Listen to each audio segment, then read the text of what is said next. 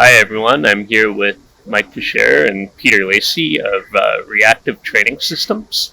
We're here in Sun City, South Africa at the IPF World Championship, and I wanted to meet with you guys to have a continuation of a podcast we did called Quality Matters on the Reactive Training Systems podcast. In that episode, we talked about how important of a role quality plays in the training process, and I found it interesting that we approached that from different perspectives. Mike used the example of performing a Romanian deadlift correctly in order to target the right muscles and the right patterns, what you're trying to train, which was more of a technical perspective. And for me, as we use a volume-based training approach to drive adaptation, I used an effort perspective because that tends to be a problem with the more sets you do, varying levels of effort. And so I wanted to carry on because I thought there was some more to discuss there, and I know you did as well, with what makes a quality training process as a whole. And I know that's a deep question, but we'll allow both of you to answer. Yeah, it is maybe a bit difficult to jump directly into that, but I think one way to kind of, both examples that we gave kind of are resistant in a lot of ways to quantification, which I suppose that comes along with the being quality oriented. Like by definition, almost it's difficult to quantify these sorts of things. So yeah,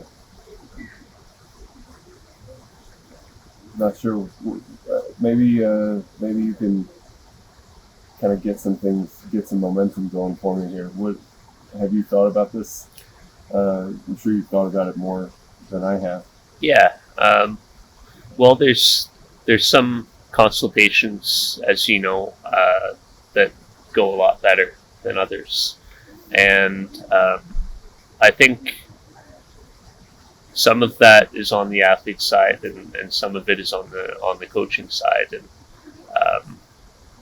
you're dealing with an athlete's genetic ability and where they are in maximizing that, and then you're also dealing with an athlete's lifestyle factors and where they are. Junior lifters fresh out of college or in university, and lifting is really the main thing in their life. It's obviously very different than training when you're a father, in a serious relationship and working a full-time job. And then we're also dealing with things on our end, right? The programming that you give, the technique advice that you give, and the strategy and meets, and this can be very influential. So for me, the coaching end is really what we can control, and I think the things that have contributed to having a successful training approach as a whole on my end have been it's accountability from the coach. We can't be above saying that we're wrong and looking for better solutions. And then B, I would say it's consistency in the training approach. I think the most successful training approaches that I've had with clients are ones where, I feel like you use slightly more of an intensity-based approach, and I use more of a volume-based approach. Well, it's got to be a match, right? Because your training approach isn't going to work for everyone. And so I think when I find myself having to jump around with different training approaches that are not really the volume-based system that seems to work well with the most of my clients, that's when a consultation will start to go off the rails. And then I think another thing is the belief from the athlete's end, and then the belief in the athlete from the coach. And whenever that has faded out, I mean, I think the relationship is really done at that point, right? It's very hard to salvage. Once you've lost trust. Yeah, definitely. Yeah. Quick aside before I guess we get into that, I do think it's interesting that I've somewhat cultivated this reputation of having a more intensity-based approach. I mean, everything's relative, right?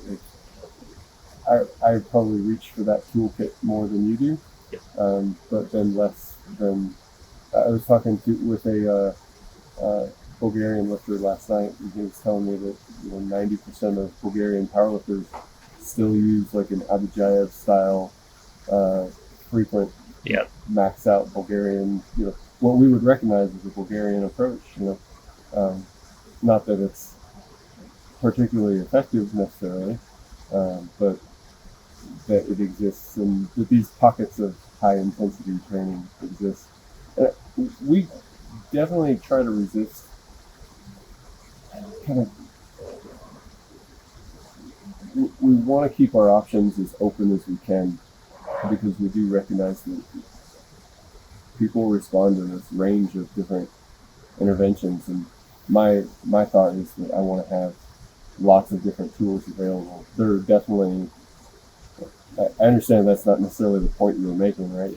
But there's kind of a fit type of consideration with working with any athlete, and I definitely have criteria for what is going to be a good fit and what's not. I don't want, to the extent possible, I don't want it to be constrained by my my training toolkit. I don't want to be ineffective for an athlete because I hadn't studied this or that in training approach. So but I suppose kind of getting back to your larger point about what makes a quality training approach, like how do you kind of cultivate that. The thing I always come back to is paying attention. That a coach's ability to give attention to the athlete, make deep consideration for the problem that's in front of you, is probably the most important thing. I think that's where trust issues develop, is when athletes feel like they're not being attended to. Definitely. I don't know. I suppose that's kind of where I fall down with it. Yeah, excuse me. But I think as well is that when you're putting together strategies and protocols, just that communication of what's the intent behind that particular protocol or something like this. So let's just say if you are using, you brought up the RDL as a particular example. So let's just say one of the things I like to do with my lifters a lot of the time is that, when, have a quick chat over, okay, why are we using this movement? And kind of what are we actually going after here? Because what that shows on paper or on the program, well, depending how they go in there and go after it, could be slightly different in terms of the intent. So that's kind of, I think, useful just on getting that kind of the athletes, okay, when they're in the gym and they're about to do this movement, they have a very clear picture of why it's there. It's not just there for the sake of it. It's got a good reason. This is what we're going after. And, that helps them feel like it's productive time in the gym. I had a friend one time who was talking about just the skill of training. That there's lots of decisions that get made in a training environment that are not necessarily what's written down on the paper. Definitely. You can't write down what the athlete should be thinking about. You can't write down like the degree of focus or how much energy are you bringing to the session. You can control some aspects of that, but it's fairly limited. And that there's a skill that you develop over the years to train well. And it's beyond what's written down. And I think communication of intent helps to bring that to the training process. It helps to cultivate the skill of training, but also even once that's developed, that you get kind of the right mindset, the right execution, the correct little details. You know? And I think as well it helps, let's just say, weather sessions that might not be going so great, that they're like, okay, today's not a great day, but I'm still working towards this goal here. I'm still getting in a training effect, so it helps. You can all be demotivated by some down sessions, but everyone has them, right? So it's like that, that clear communication can help kind of get that done. I still got some hard work rarely wasted, and kind of push on with that then as well. Yeah. I was talking to Taylor Atwood earlier this week about his mindset when he's in the gym, because to reach his level, he's had some of the most brutal workouts that I've written for anyone, and also his father, full-time worker, husband, travels often for work. Like, he's got a lot of crap going on in his life, and well, not crap, good things, but just a lot of stuff, and often that means training on 5 to 6 hours of sleep, or missing time with his family to go train, and there's got to be a lot of distractions in that. And I asked him, I'm like, why do you like powerlifting so much? And his answer was, well, I used to like it because I like to win. I like to be competitive. He was an athlete. But now he enjoys the training more, because he says, all throughout my day, I think, endlessly for my job and as a parent. And powerlifting for me is the only time where I can, like, not think. I can just decompress and go. And I found that interesting, because quite often clients will come to me and say, like, I want to be like him. And I'm like, well, tall task, because there's only one him, right? But I'll do what I can. And so with those clients where Taylor really resonates, I will use him as an example to kind of communicate where I feel he's made really smart decisions. And, he's in the gym. He's kind of on autopilot.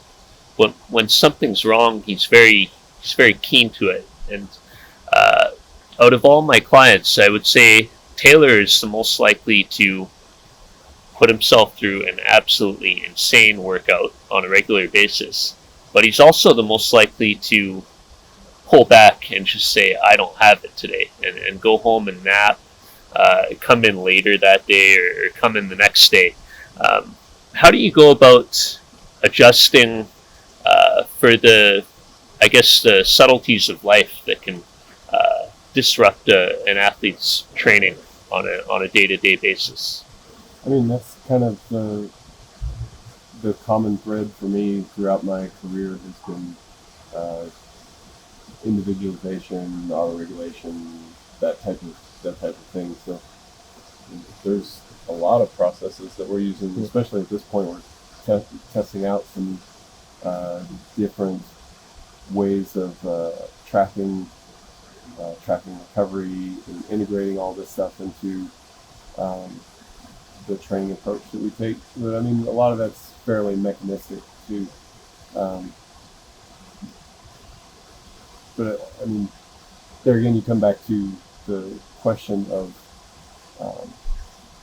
like training skill. I mean, I think it's interesting about Taylor and his desire to kind of switch off.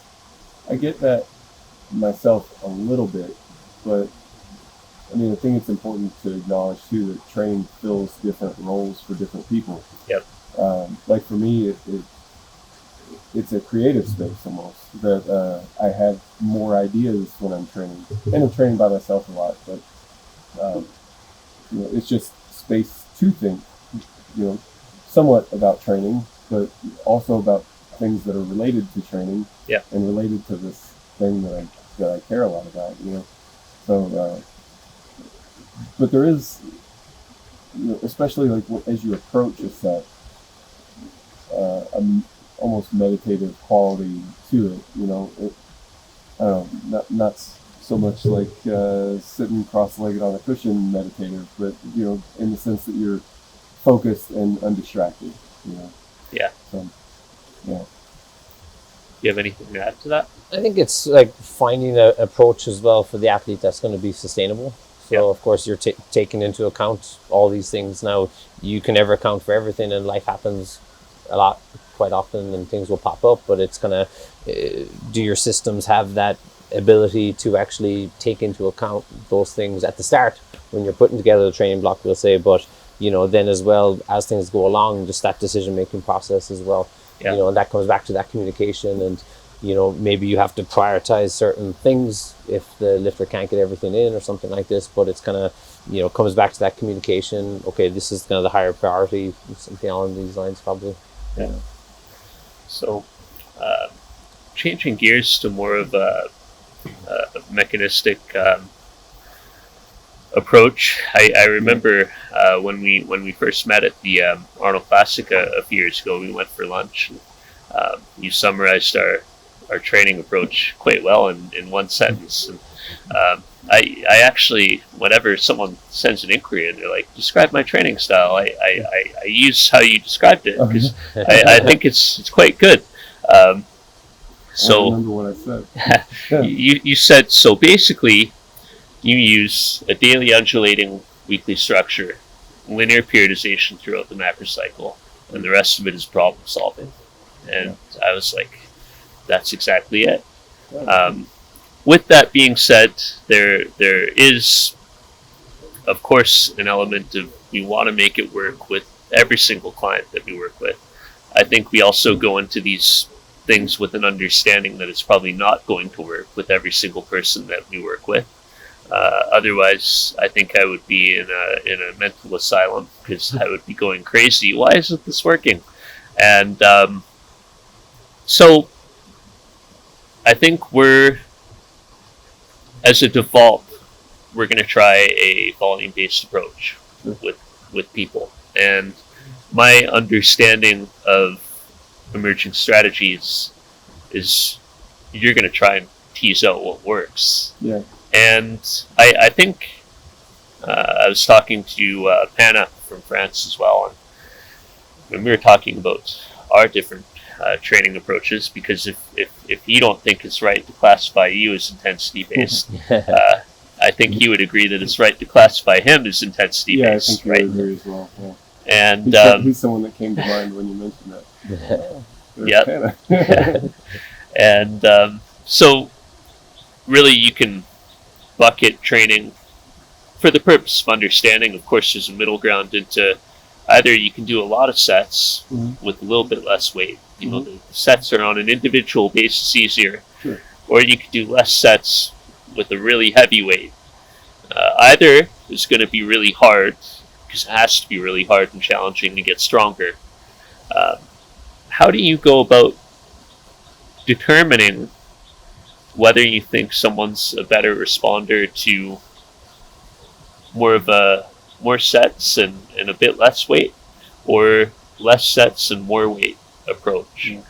Well, you don't have to do just one. And I mean, that's been a big benefit from where I sit. That we can do a block or several blocks with a more of a volume-oriented approach. Like you said, more sets, lower effort, lower difficulty maybe per set, right? And then in a few blocks you can take a different approach. And I'm always surprised, even after having done it so many times, that there's often something to be found in the switch.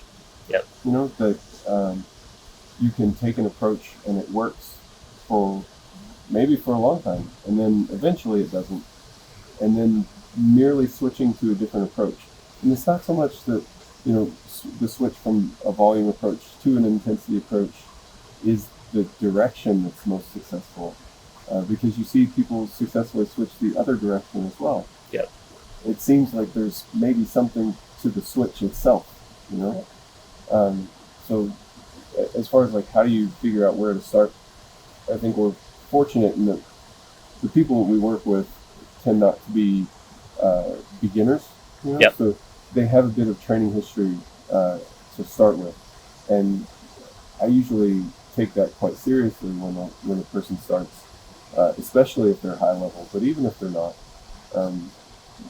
take seriously what they have observed works well and what doesn't, because we have processes for figuring this out, right? We do our block review process, our meta block review process. You should really talk to Peter sometime about the athlete playbook that he's developed, because it's really good. And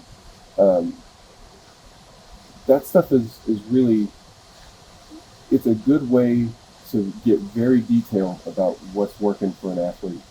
But I find that most athletes do have a decent sense of what works for them, just because they're in it. They do it all the time. You know, and if you say, what are your most productive training blocks like? Most people will have an answer, and it ends up being not terribly far off in most cases. You know, but not to say that you shouldn't be open to being wrong, like you mentioned earlier. You know, but and even that goes for athletes as well. Just because you think an intervention is going to be the one for you, don't get married to a training intervention. Yeah. You know, that's been my advice, I guess. Hire a coach and then coach yourself. Peter, do you have anything to add to that? Yeah, so I suppose it's kind of, just in the discussions and dealing with the athlete, you kind of build up a picture as well, and then you kind of marry that then with the data that's coming back in from the training. So you kind of start that exploratory process, which I suppose, if you have an idea at the start just from past training and stuff like this, you know, it can almost, maybe that first exploratory block, it kind of serves as like a check and balance on that, and you can kind of start to see what kind of things are coming out, and it also changes over time as well. So Right. I think it's important, especially if you're dealing with lifters who might be progressing maybe from more of a beginner stage through the ranks. Well, what worked in those earlier stages might be wildly different to what they're at now. So it also helps you not just to get too fixated on, well, we had lots of progress here with this type of strategy, but they were also in more of the beginner stage at that time. Yeah. So, you know, because I think a lot of, it's easy as an athlete to get married to those earlier strategies that you just, wow, I hit PBs all the time with that. But I was, you know, maybe most approaches would have got you those PBs at that time, you know.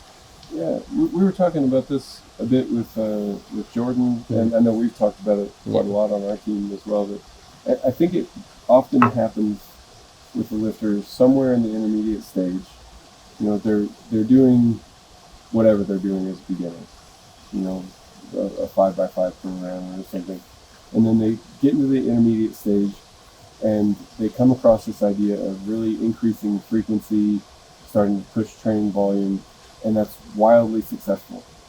And they make a lot of progress for a considerable amount of time, and then it slows, so they push more of that, and that works a bit, and then they push more of it, more of it, more of it, and then by the time you're late intermediate, getting toward the advanced stage, you're pushing insane amounts of volume, insane frequency, like as far as it can go, and my bench still isn't progressing.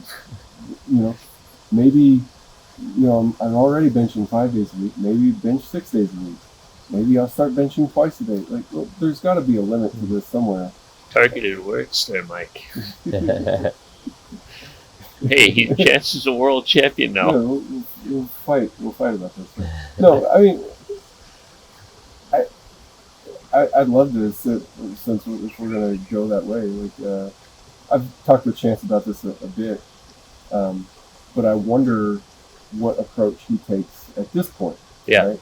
Because he did bench 6 days a week, and I wouldn't necessarily disagree with that approach, because the time course from PA to this was 2 months or something. So yeah, do what you need to. But now that you have time, now what? Yeah. You know, and in my experience, you can't continue along that path, and at minimum, it's not sustainable. Yeah. So go the other direction. And I found that kind of what gets you into that and gets you progressing really well through the intermediate stage into the advanced stage. And I'm using these terms very loosely. If I had to be more descriptive about it, I've been throwing around this number of like 15 years training age. Yep. It seems like I've seen more people that are closer to like the 10 years line when they start to run into this wall, and other Right. people that are closer to like the 20 years line when they run into this wall. But somewhere in there, you hit kind of this point where I can't do more. I must find some other way. You know? Yeah. And I think even just backing off of it, giving it a break, find a way around the obstacle instead of always head-on attack every time. You know? Yeah. I was reading Periodization 6th edition, which was written by my friend Carlo Buzzuccelli from Italy, and just gem sentences all throughout. And one of them was basically describing a hypothesis on training. And it was something along the lines of volume must increase over time until the athlete reaches the top level, where then increases in intensity are needed to continue to progress. Do you agree with that kind of volume first and then add more intensity in hypothesis, or do you think that's a little bit off the mark for powerlifting? There's so much in the details, I think, and I think it's important. So I definitely don't want to give a non-answer. You know, I find where I usually work is in a somewhat tactical setting. You know, I'm trying to design the next block, and if I'm problem solving at that level, volume is one of the last levers that I pull. To be honest, I'll look for other things first because I find that it's difficult to reverse. You know, if we're at a certain volume level and we increase it, then that's going to probably be a sustained increase. We're going to need to be at that level for a long time.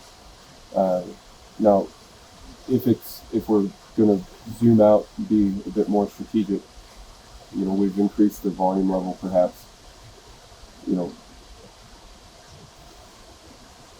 trying to think in the experiences that we've had here, if for those people that do kind of, I'm not so sure that it's a change in volume per se, but it's more like a change in specificity. Yeah. You know, like, I mean, that is a change in volume. It depends on whose perspective you're talking about from. Like, so if we're talking about a bench press, say, and you know, I have an athlete who has worked up to what I consider the limit of their bench volume. And say, okay, we're going to take, you know, an off-season block, and we're not going to bench press, but we're going to do overhead press.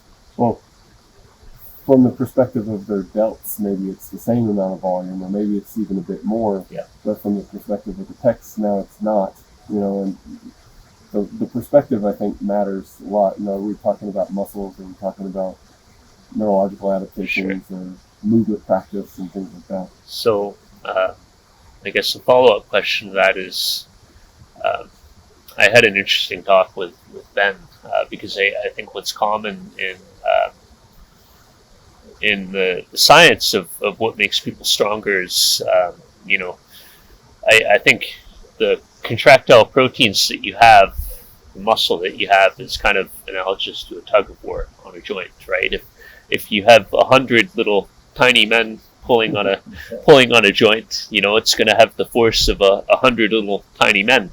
But if you have 500 little tiny men, then it's probably going to be stronger. And kind of, you know, I come from coaching natural bodybuilding. I can definitely tell you that's not the case. You know, like I have bodybuilders 3 times the size of Taylor, but Taylor's like 10 times the strength of them, you know, so it's got to be a little bit different. Yeah. And of course there's the build of your skeleton and of your connective tissues, of your mind, and those things, you know, the mind is trainable, I believe. How you're built, no.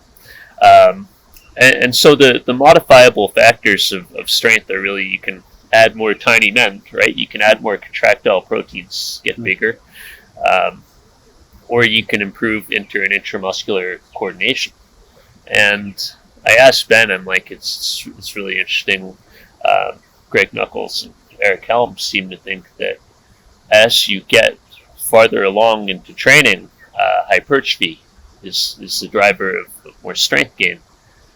And Ben's like, no, I think it's neural adaptations. He thinks it has to be. And if it's hypertrophy, it would make sense that probably adding volume as you got further and further into training would be the answer. But if it's neural adaptations, then it would make sense that probably adding more intensity and also specific volume as you got into training would be the solution. I'm curious to hear your thoughts on that.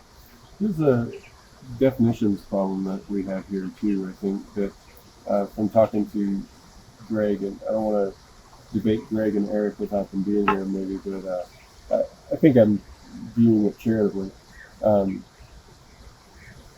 Like when I've talked to Greg, for example, about blood flow restriction, that you'll notice that maybe you've got two groups.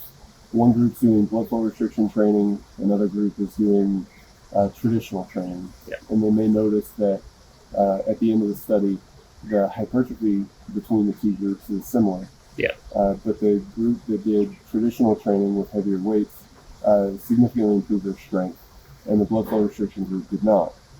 And I asked him, what's the difference between those two? And what he said was it's the skill of lifting, but he differentiates that from neural adaptation. Okay. And so, I mean, to say like, I don't know, I think it's just difficult for us to nail down exactly what we're talking about a little bit, because I would have lumped those together. But definitely, I would too. Yeah, well, and I think maybe the distinction is not necessarily important as long as we're communicating. Yeah. And so now that I know he is seeing those as different things, then I can understand his perspective and communicate better. So I thought that was interesting. But I've been. This is why I tend to come back to a more pragmatist approach to training.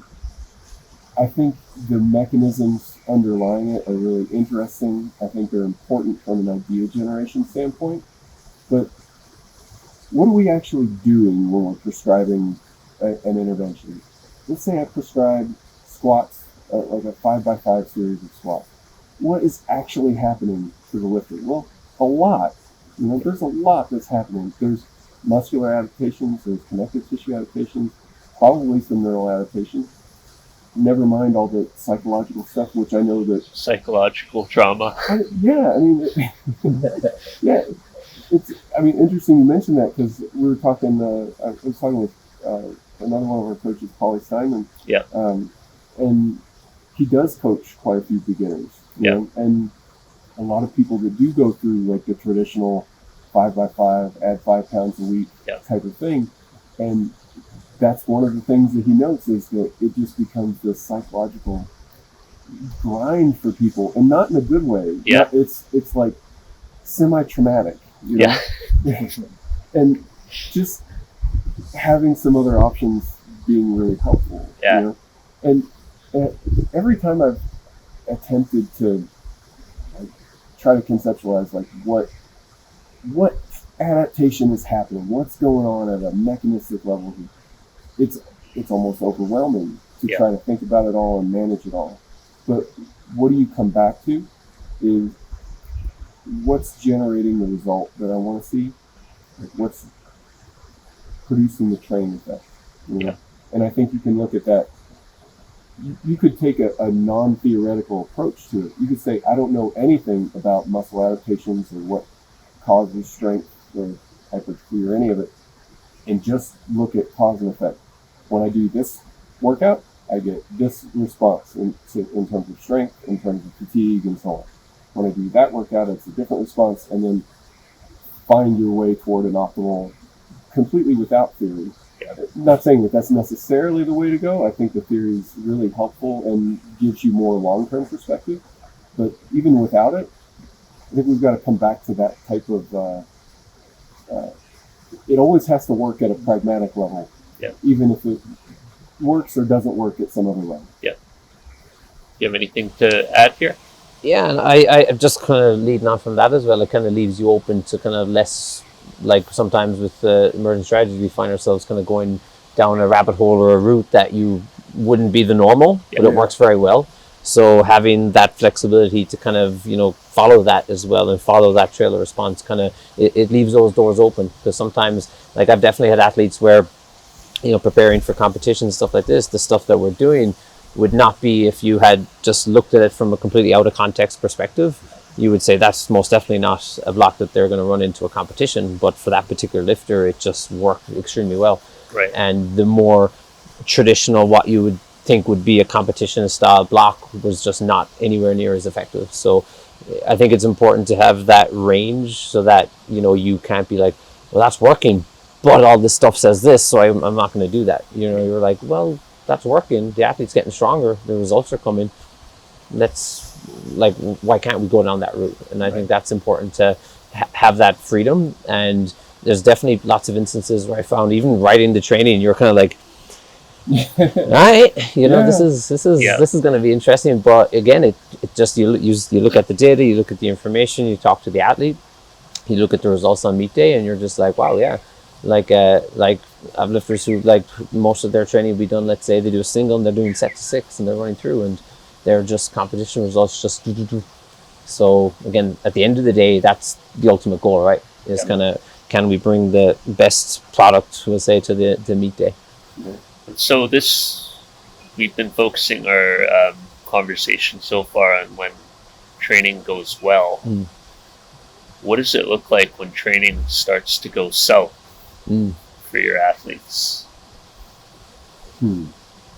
So a lot of it matters in the details here. I find that usually it's results decline and something else, and the and is pretty important. If it's maybe there's an injury and the management of that injury will help a lot.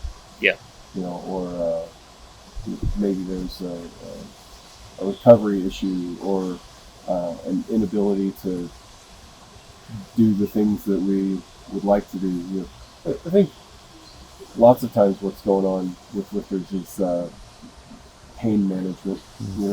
If they're able to complete the training, then it's usually at least a neutral. It's when we find ourselves having to work around pain and work around injuries that things tend to go backward. It can kind of be part of that exploratory process as well. Like I've definitely had instances where we had a block that just didn't go well.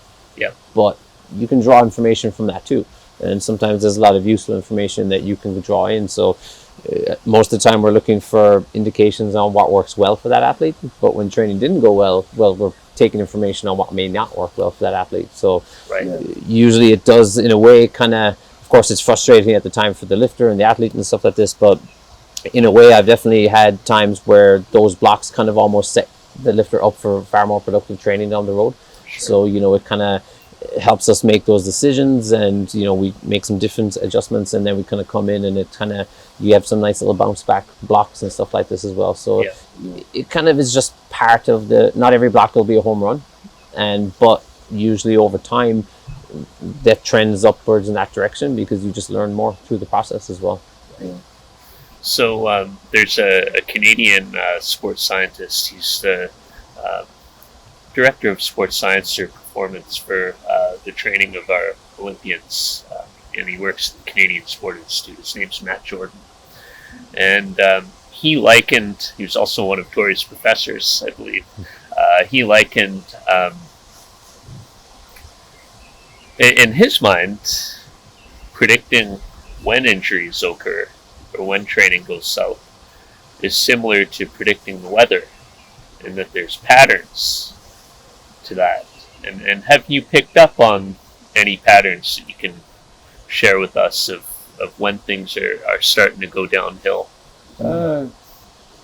Predicting the weather is dangerous territory. Right? It can be, not if you're here in South Africa. Right, But not today. But I do see general classes of injury that happen, and I think that technique does matter in terms of injury. There's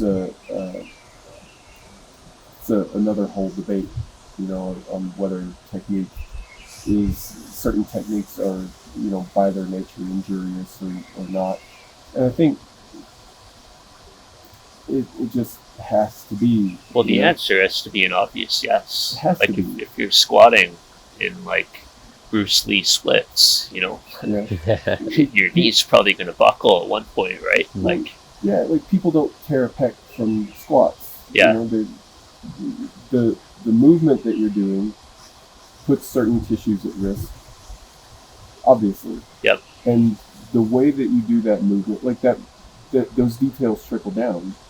That weightlifters tend to see more knee injuries.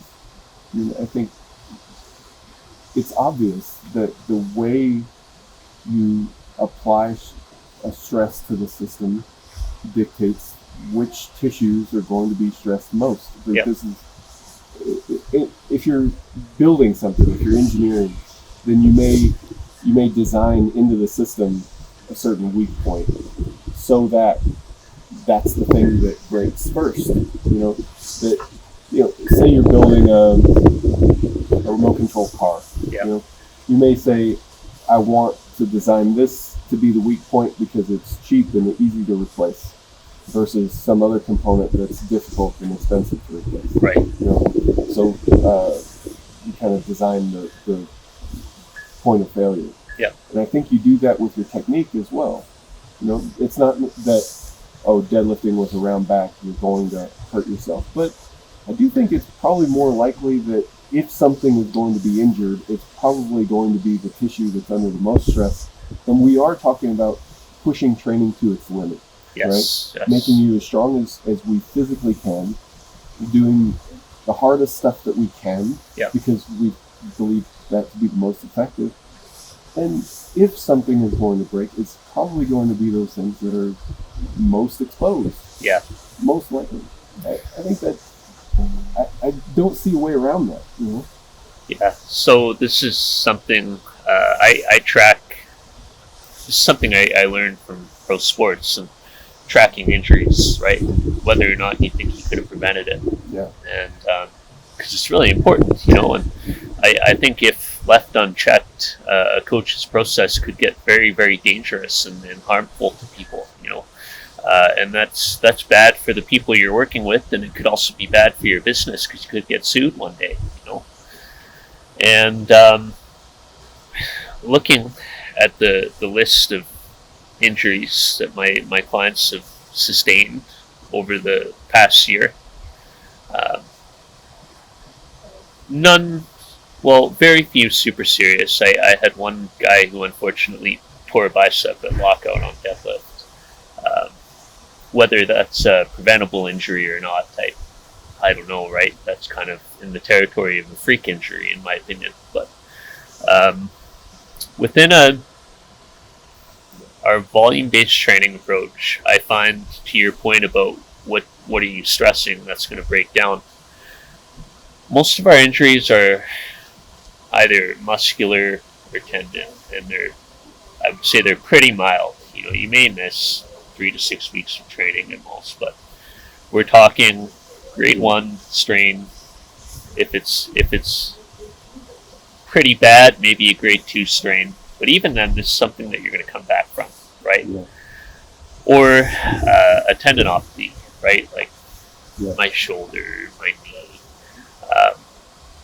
And it's starting to pick up on a pattern of, hey, like in the online community, I see a lot of freaky stuff happening to these people who are on King of the Lifts every day, crushing top sets. it looks like their joints are going, like their labrums and backs. And that's the kind of stuff as a coach that scares me. I think powerlifting to some extent is a painful sport. But if that pain is something that you can regenerate from in a relatively quick period of time, it comes with the territory of pushing the limit at this level, right? And I'm pretty sure if you were to survey everyone at the World Championship, probably 3/4 of them had some kind of pain preparing for this meet. So, at least. And I was curious for your comments on that, whether you think that certain types of training can lead to not just the body part breakdown, but also whether it's more joint related or tissue related. I think the training, the same logic should apply, right? That again, the thing that's kind of receiving the most stress should be the thing that's most exposed, and given that there's limits to how much we can adapt to things, then it stands to reason that a volume approach is going to have a different injury pattern than an intensity approach. But, there should be differences in injury patterns, but I don't know that the overall rate. I don't know. I wonder what the difference would be in terms of overall rate. I think a lot of problems start to get introduced when you start introducing other things going on as well. I'm thinking about non-tested lifters and things of that nature. That is going to complicate things a lot. And not just from a training approach standpoint, not just it's a much more complicated situation physiologically. Right.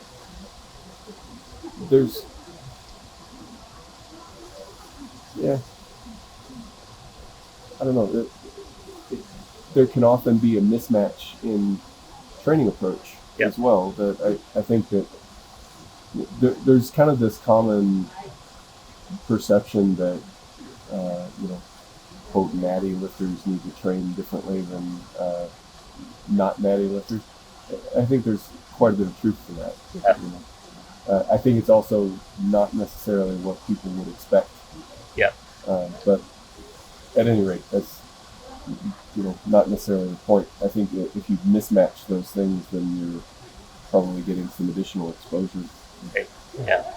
Do you have anything to add here, Peter? Yeah, so I suppose another element too is that, like, even if you're talking about the other factors that's going to affect your training. So, for example, you had time periods where now the lifter might be shifting to a deficit. They're trying to cut down on some weight. And so does that now kind of, let's just say a previous level was quite sustainable, but now maybe that's less sustainable because calories are less. So other factors like this. So it's kind of keeping an eye on that side of things as much as you can through your processes and through your tracking and stuff like this. So does that open the door a little bit more to being vulnerable to some of these injuries as well? Or of course there's a whole host of other outside life things that might happen, travel, work, life stress, all this kind of stuff. So like, let's just say you might make a decision that, oh wow, this approach maybe was more vulnerable to an injury, but what if also the lifter had like slashed down the calories to a significant amount? And so that stuff needs to be taken into account too. Just it kind of keeps a more accurate picture, I suppose, of what's going on, so you don't kind of jump too quickly to a certain conclusion as well.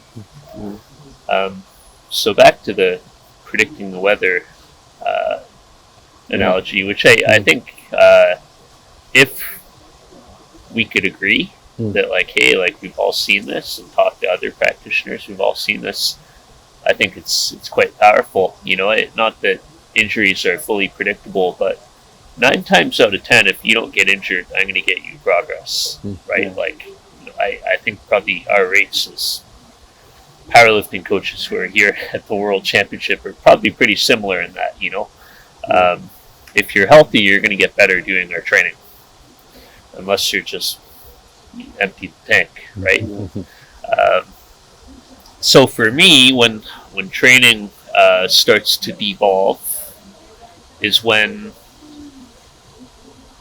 the sets, the lot of sets that you're doing that are less effort become more effort. And then you go into this pattern of under recovery for the remainder of the week after that hard workout, not accounting for it. So some athletes, as I mentioned, like Taylor, he can actually just make that adjustment on his own, right? Just go home, rest, I'm not feeling it, or something's coming up and we'll adjust. But others who haven't had that experience often struggle to realize these things until it's too late. So training starts to devolve by these sets that you're doing are getting harder. Under recovery starts to come in. Maybe it's a week of life stress that starts to pile onto that.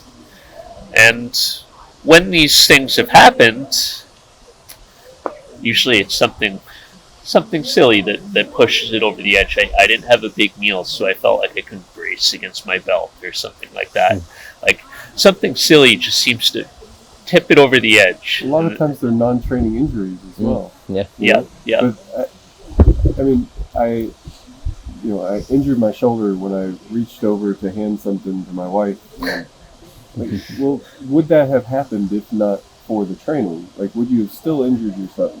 It's impossible to say, really. But I mean, is the training partly responsible for things like that? I think that's something that also must be at least thought about. Yeah. So, when I've started to see these scenarios of like really tracking session RPE, I know it's very simple. It's been quite helpful, and having more clients fill out their readiness info and being able to read through training logs, which is actually, I know it sounds simple, but because I don't believe in athletes consistently filling out information, I think they're not going to do it. I haven't relied on this until the last year. It's something that we built in. We're like, okay, we're finally ready to give you a shot at this, and I was right. Like half of them do, half of them don't. But for the ones that do, if I see a high session RPE earlier on in the week, Eric Helms and Mass had a rule: if it's like 2 RPE points above what you intended that session to be, that's probably a bad thing. And you should probably adjust, or see some bad readiness happening in that client for training. I'll just go right to deload, because I'm like, what's a week of stepping back and letting you take care of what you need to take care of versus 6 weeks of dealing with crap, and I'm curious if you guys have noticed similar things working with your clients, and if so, how do you adjust when you see things starting to trend down? I have definitely noticed those types of things, and I suppose kind of tying us back into our last topic, I think that you do overcome a lot of the injury risk in any sort of training approach, as long as you're attentive to load management. I think that's probably the first line of defense. Is load management. We're kind of tying it back to the technique thing. I think technique matters in terms of injury risk and exposure and all the stuff we just talked about. But the solution isn't necessarily to find some sort of padded way to squat or bench. It's just understanding your risks and load management. So I would agree with that. In terms of like how we manage this, we have a metric that we use called stress index that attempts to quantify the kind of it's quite I find it quite difficult to articulate, but it's something like the recovery demand or the stimulus or something of the work that's being done, and it's designed in such a way that it should be fairly comparable across intensity zones where traditional volume metrics are not. Definitely. Yeah. And it really helps with that load management aspect of things. So as you change your intensity levels, you can still keep a similar level of, overall demand on the athlete system. And then you have to couple that with some sort of a feedback system. Right. What we've been experimenting with more lately is a more formalized feedback system. Like we have a system we call Track. We've collected track data for, a long time now, and we've got kind of a more built-out version of it at this point. Still somewhat experimental, where we collect even more of that and loop it back into the training process. So I can see how much training stress are you doing, and what type of impact is that having on your recovery. And if that is something other than what's expected, then it's kind of built in to make adjustments to it. So athletes can take a deload week and not even necessarily know that they're taking a deload week, maybe because it's a small deload, or it's maybe only a few sessions. Just a little down week or something. It's built in. It's somewhat transparent, that, well, today I'm only doing 3 sets. I guess it's just the workout, and we can get into how much of that should be communicated. Maybe it's better if it's communicated, but at that point it's a decision you can make. And I'll say that as time has gone on, and as that's a really involved load management system, and I think it's quite good. And as time has gone on, our injury rates have really dropped as a result of that. And I think, again, it points back to the efficacy of load management in general, and the importance of paying attention as a coach and things like that. So what I know, Mike is the engineer of the track system and of the RTS. I'm not sure if you would call what you work in the RTS lab, but the RTS lab. And I'm curious, as a coach who's now using someone else's tools, if you have a somewhat different perspective on using track and stress index and RTS's load management tools. Well, I find them extremely useful, and it's kind of the cool thing about them is that I think they offer an inbuilt flexibility in the approach, because your whole basis of it is finding the strategies that are going to kind of fit and work. And the great thing about the stress index is that you can always kind of turn the dial and kind of tweak around little bits like this, and even just the balance of the type of stress from the more central, peripheral, and that can have a profound difference on certain athletes. Like you might find some athletes can tolerate very well the kind of more centrally focused stress, but if it's kind of a bit more voluming stuff, it just hits them like a truck. So it's the way of kind of over time, when you kind of build out the process, you can kind of make those little tweaks as you go. And let's say if you do encounter some problems in the training, instead of sometimes just totally, we have to totally cut and run, maybe we can just make those little tweaks. And it offers great feedback. And when the athlete does kind of keep their track up to date and stuff like this, you have a lot of tools to see that, maybe there's a drop off here. Well, let me go in and check on this. And then you say, maybe we can see we can draw some conclusions. Maybe this is feeding from here. You can make those little dials. So one of the best things I like about the system is that flexibility that it offers. And that it's very much not just you got to do A, B, C, D. It's kind of like, well, we're trying to find our ways to get from A to B, and there's a whole suite of tools essentially available to you for it. I have to say as well that I think that although when it comes to things like stress index or certain reports, I may be the one that sketches it out and kind of comes up with the design of it, but it's absolutely an iterative process. I've written endless pages of Slack posts about, hey, I'm running into this problem with the stress index. Do you guys see it as well? And we have conversations about it, and Peter and John Ross, all the coaches are intimately involved in those decisions.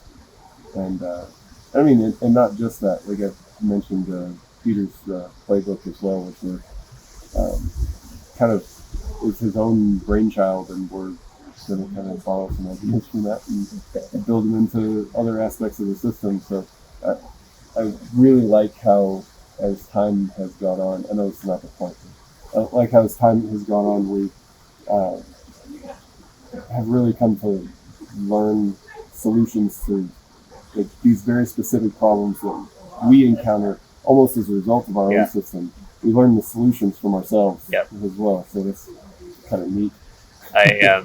I think that's one of the main benefits of, you could either go it alone or you can go it as a team in powerlifting coaching. And I think one of the main benefits of going it as a team is being in that group chat or that Slack and just being a part of the think tank, because man, from my experience, I've seen it really make coaches better, like you develop your systems, right? Every coach develops systems, and you have to manage, and those systems will have very specific problems that arise. And I mean, you can't just talk to anybody about this because there's so much background in terms of the system itself. Why was it developed? What problem does it solve? That's just not a conversation that most people can get to.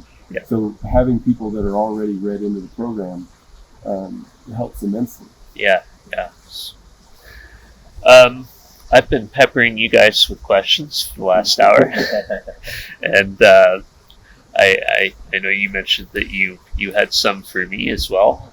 Jason Reacts series, so I'll let you go for it, and hopefully my remaining few follicles of hair don't fall out. Yeah, well, we got a couple of them here. I thought it might just be kind of an interesting spark for some conversation.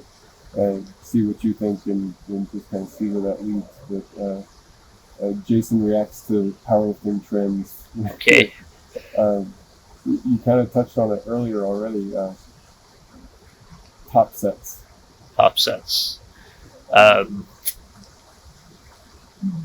I think that for lifters with certain personality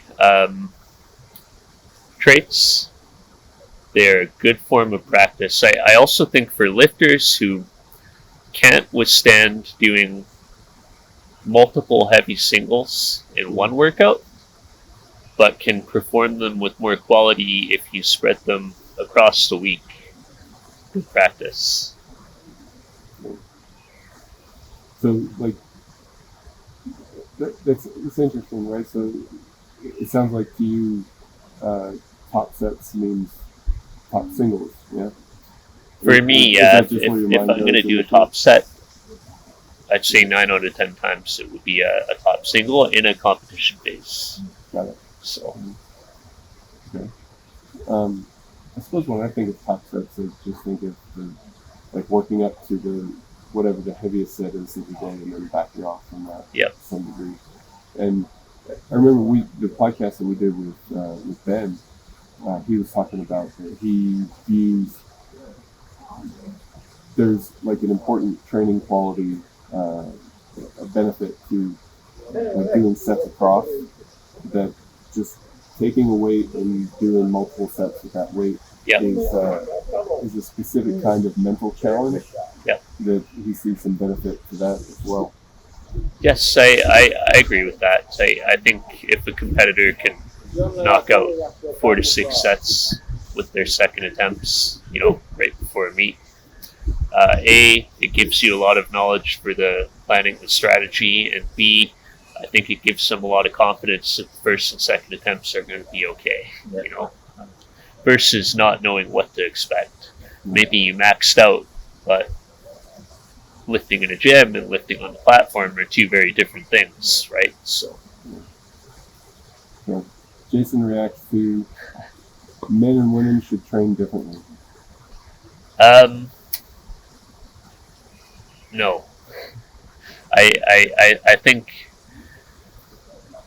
there are components, so I will expand on my no answer. There are components, so Tori, who's the lady behind the camera for this podcast, helping us to put it together, she's one of our coaches. she's doing research on the female athlete triad and the prevalence of that in female powerlifters. I think this is the main difference between training men and women is physiologically the readiness of women is going to fluctuate, every 3 to 4 weeks if they're normal, and if not, their long-term health is at risk. And are you aware of that? And for those who don't know, the female athlete triad is high caloric expenditure, low caloric intake, and that can lead to amenorrhea, which is the loss of menstruation, right, and an irregular menstrual cycle. And if you have that, it has downstream effects later on in life. That you've got some serious risks coming up with bearing a child, stress fractures from osteoporosis, and it's something that's quite serious. But for me, we haven't trained women differently than men in terms of what a program may look like. Our process for programming them is similar. If a guy, goes through a rough week of life, our response to adjusting to that rough week of life is back off a little bit. It's similar to if a woman is going through a rough week of life, whether that's because of physiological factors or sociological, psychological factors. I do think there are certain things, especially if you look at lighter weight classes, smaller frames, often greater mobility of the spine, often greater joint laxity. That maybe you can pump up frequency more, or maybe you need to pump up intensity more. But these, to me, are not differences of men and women alone. They're differences of people, right? Yeah. And so I treat you as a person, and our training will evolve based on how you are doing. It's not whether you're a man or a woman. You get a woman's specialization program. I don't know what that is. Right. So. Yeah. No, I agree with you there for sure. And I think a quality training process is going to account for all the differences that you might see. I think maybe that's an interesting direction to take this in. You and I had a conversation quite a while ago about for bench pressers with big arches and very short range of motion. Yep. And how the training there may be different than someone with a more typical range, a more typical setup. And I don't know, it might be interesting to kind of elaborate on that, but also that would be a situation you're more likely to see in female powerlifters. Yeah. Not too many heavyweight men, have extremely short range of motion. Well, this one case study that we can talk about too is I coached Owen Hubbard for 1 year, and then you coached him the next year. And both of us were able to help Owen set a world record on bench press, right? And his bench press is famous for being short range of motion and quite extreme in its setup. And the one thing I found prescribing training for Owen with a standard percent 1RM to rep max relationship did not apply to him.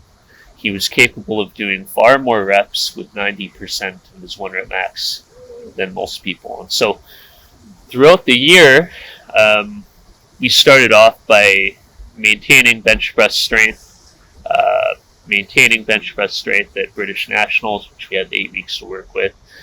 Europeans, I think we had like 12 to 16.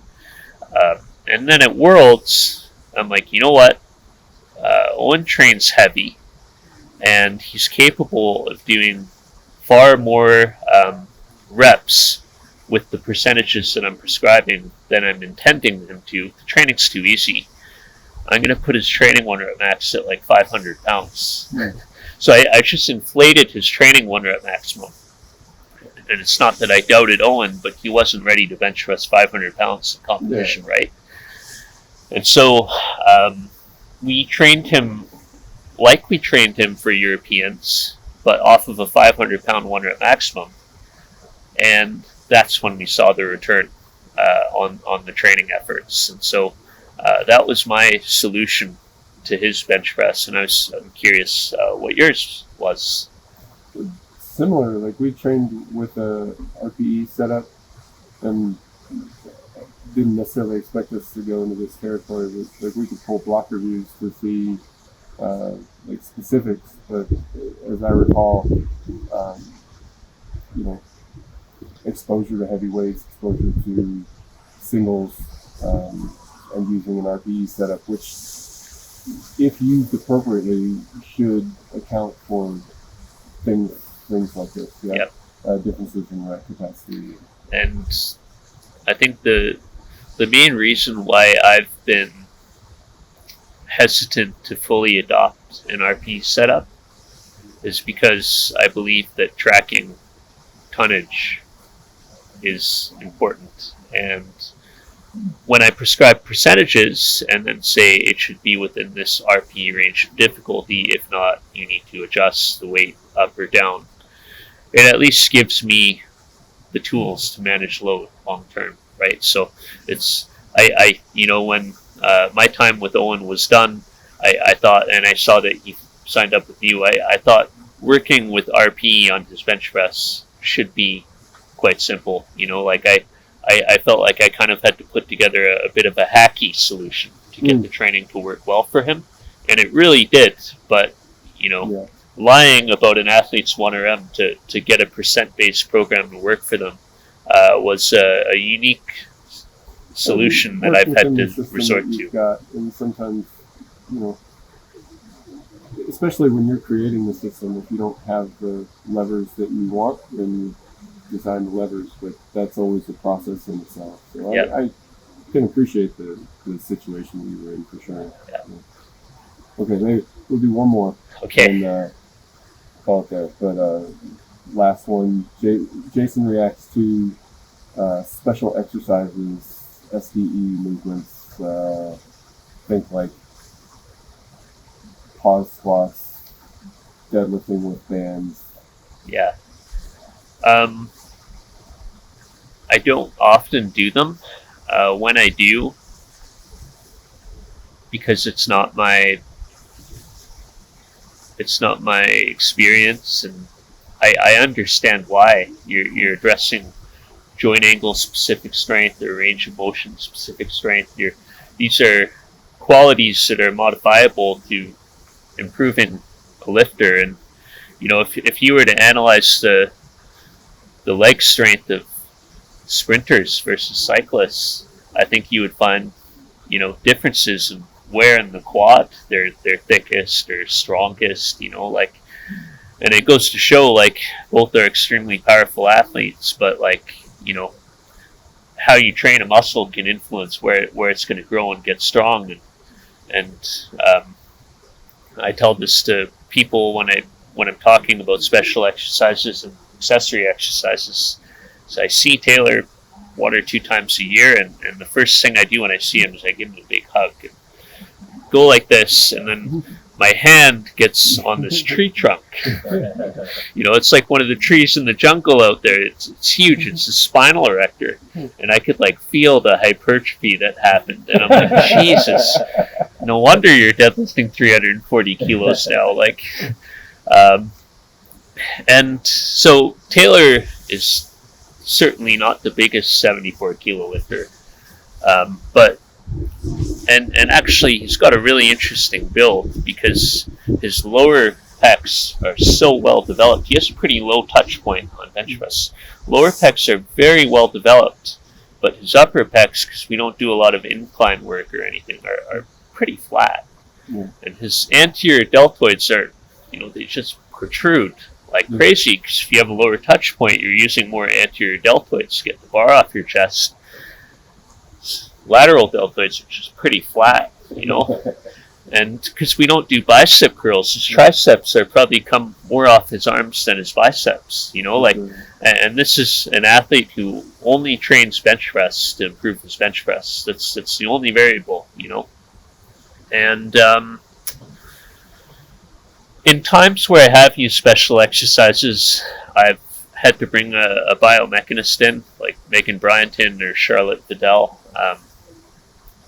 because it's usually a problem related to accessing range of motion or solving a muscular asymmetry that's really limiting the person. And so like a recent example was I had a client I worked with Megan Bryanton. He's had numerous injuries from life over the years. He could not get anywhere near squat depth at this point. One of his QLs, which is so locked up, so one of his hips was so hiked, and he was also contracting his glutes hard in the start position. So one of his hips is hiked, and his pelvis is posteriorly tilted to start the movement, and he physically could not get down to depth. 90 degrees of knee flexion was about depth for him. And this was really hard for me to figure out. And eventually I told him, I'm sorry, man, but I don't know the answer. I think you need to reach out to Megan. And Megan was able to piece it apart, give him some stretches to loosen up his QL, get him to start hinging again properly to initiate the movement. And eventually gets down to depth, but we also had to give him safety bar squats for 3 months to kind of repattern things a little bit, get him out of that low bar position. And so this was an example of special exercises being helpful. It's almost like a cueing and mechanism of learning. And I think another example was with one of our competitors. She's not here this year, but she's been top 5 in the world twice, Teresa Parsons. And she needed to learn to express maximal force, to be powerful, because it's very hard to call attempts when your opener is the slowest attempt of the 3, right? Like, you don't know what the limit is then. Really, in a scientific level, the coach is doing a load velocity regression on the platform, right? We're looking at the load and the velocity, and ideally the opener should be fastest, second should be second fastest, third should be slowest.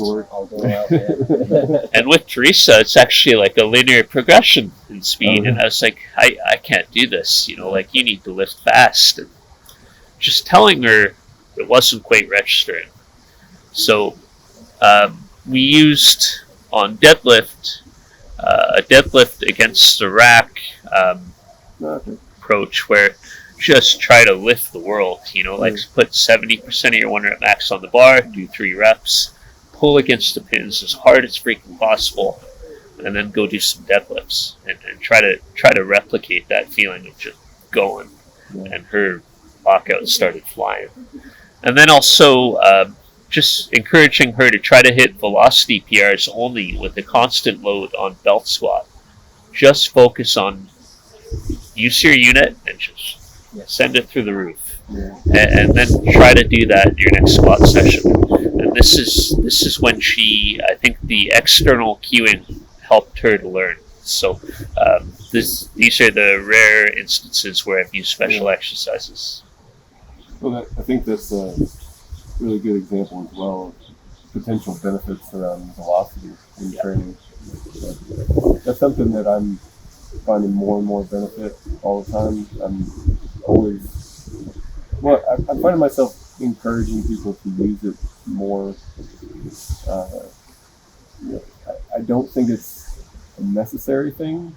If you don't have velocity, then it's not like we're really handicapping ourselves in some way, but the more I'm around it, the more systems I develop that help incorporate it, the more valuable I think it becomes. Either as a addendum to RPE or give somebody something to look at.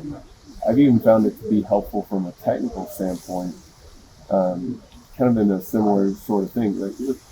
So I'm a big believer in self-organized technique. Definitely. And that there's details to technique that I'm not going to be able to see as a coach. Yep.